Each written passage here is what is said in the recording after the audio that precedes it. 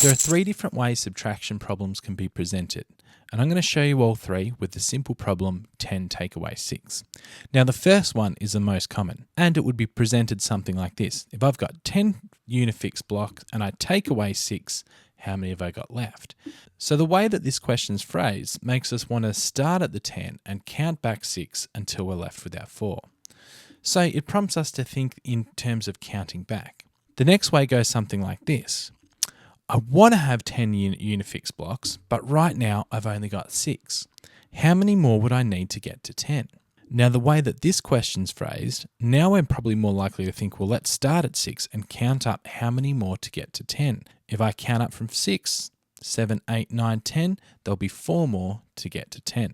And then the last way subtraction problems are presented is often with comparing two collections and asking us to find the difference. So I've got 10 Unifix and 6 yellow Unifix. How many more orange Unifix than yellow Unifix do I have?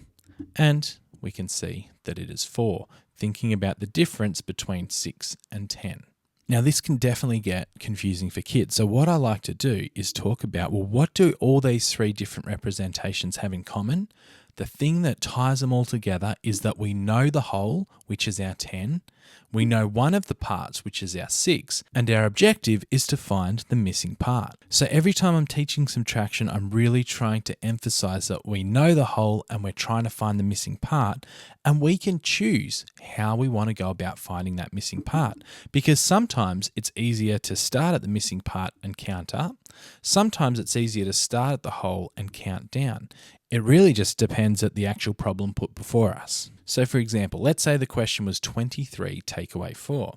In this case, well, I know my whole is 23 and I'm only taking away a small part, 4.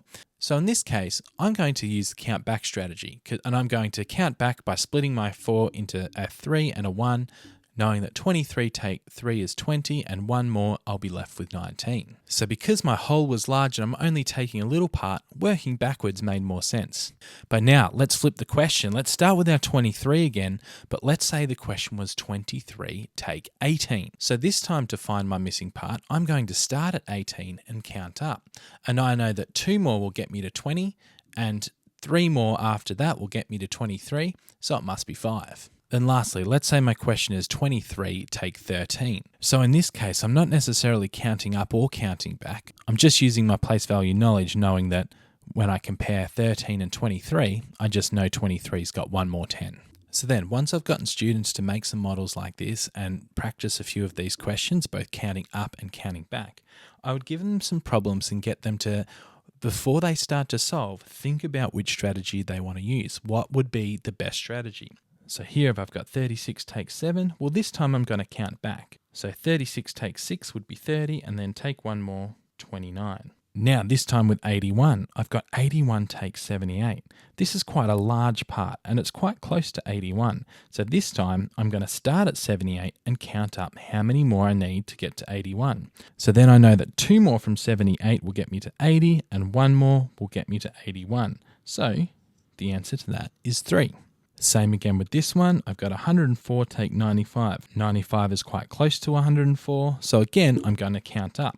5 more is going to get me to 100 and 4 more is going to get me to 104.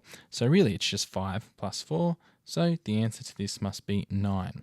23 take 6. This time I'm going to count back. So I'm going to split my 6 into 2 3s. Take the first 3, get me to 20. So 20 take 3. I know that that's going to be 17. So again, it's really just about connecting all subtraction problems by emphasizing what's the whole, what's the part we know, and how we're going to find the missing part. Are we going to count up, count back, or use our place value knowledge to think about the difference? Go math it up.